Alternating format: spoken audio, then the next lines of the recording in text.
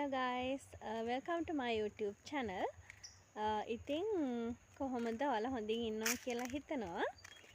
මම ඔයාලත් එක්ක ෂෙයා කරගත්තා අපේ කුඹුරේ ගොයම් කපපු විදිහ.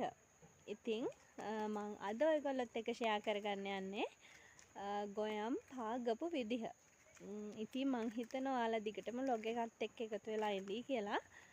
වීඩියෝ එක ස්කිප් කරන්න නැතුව දිගටම බලාගෙන ඉන්න. මම හිතනවා ඔයාලා ගොඩක් ආස වෙයි කියලා වීඩියෝ එකට.